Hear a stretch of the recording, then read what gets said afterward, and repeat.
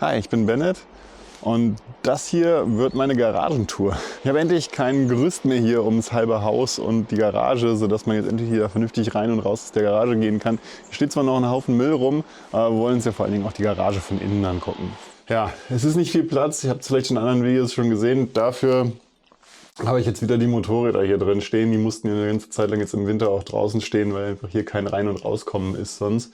Und weil es so klein ist, wird das Video jetzt auch wahrscheinlich nicht besonders lang. Ich versuche es trotzdem motorradmäßig zu halten.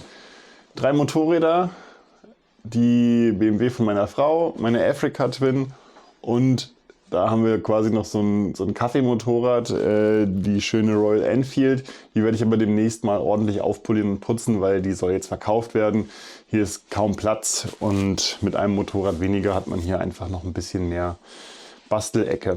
Wenn die Motorräder angesteckt sind, als super essential sind hier diese Ladegeräte. Ich nehme hier die Kraftpaket, das sind glaube ich die günstigsten. Die sind total super, 3 Stück für 3 Batterien und die hängen da an so einem Kubus, der eine Steckdose in 5 umwandelt. Und das Schöne an dem Kubus ist, der hat eine allgemeine Lastverteilung. Also das ist nicht wie so eine Dreier-Steckdose, sondern das soll irgendwie stromtechnisch sicherer sein. 100%ig kenne ich mich damit nicht aus, aber es ist wohl eine sehr, sehr gute Verteilung.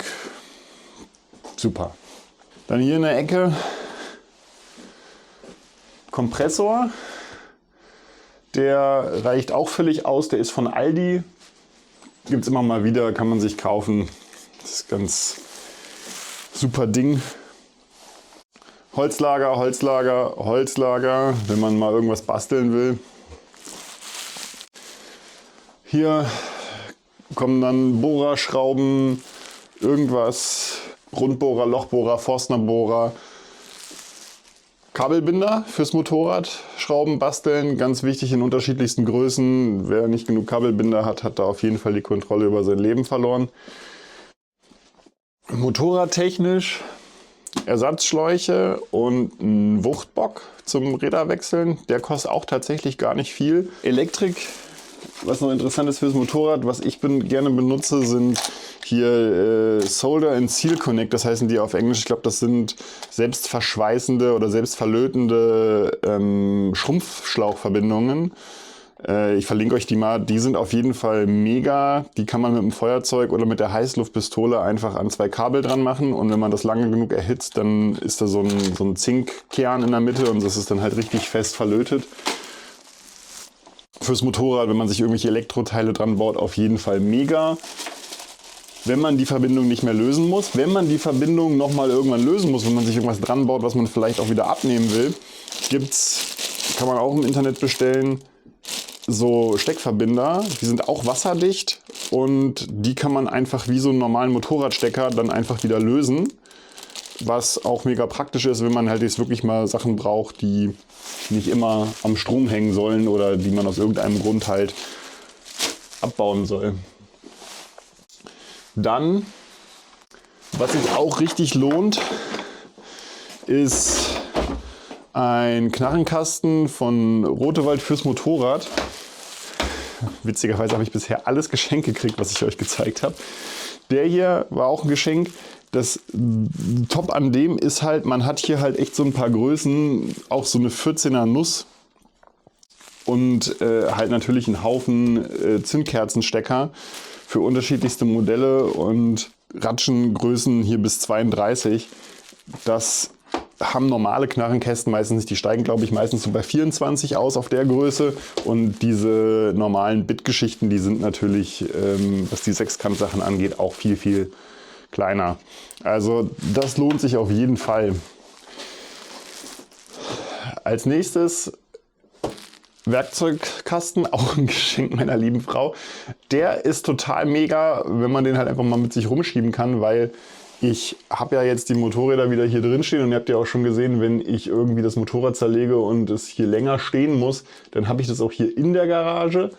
Normalerweise, wenn ich jetzt nur eine Inspektion mache, mache ich das natürlich draußen vor der Garage und dann ist es natürlich total super, wenn man sich das Werkzeug nicht immer alles einzeln holen muss, sondern wenn man einfach sich den Kasten halt einfach mitnehmen kann.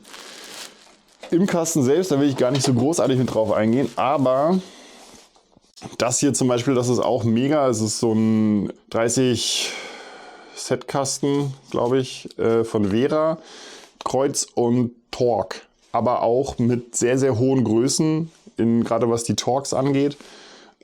Das ist zum Schrauben am Motorrädern auf jeden Fall richtig, richtig praktisch. Da hat man Auswahl und kann sich halt nicht, also kann für jede Art Größe von Schraube, sei es Torx oder Kreuz, was finden und macht sich halt die Schrauben nicht kaputt, weil man halt eben doch, man findet wirklich die perfekte Größe für jede Schraube und dann kann man halt eben die Schrauben nicht vernudeln. Das ist schon echt gut. Die Lochwand ist noch ein bisschen leer, die habe ich noch nicht geschafft einzurichten. Je länger ich sie nicht einrichte, desto eher mehr denke ich drüber nach, ob ich die nicht irgendwie doch noch gegen Regal tausche oder so, weil so richtig vermissen tue ich sie nicht, dass ich sie nicht habe. Da muss ich noch mal ein bisschen überlegen. Hier sind so ein Haufen Bohrer-Sachen, alles Erbstücke, alles auf Kabel, auf Strom. Akkugeräte habe ich im Winter im Keller, damit die Akkus nicht so leiden.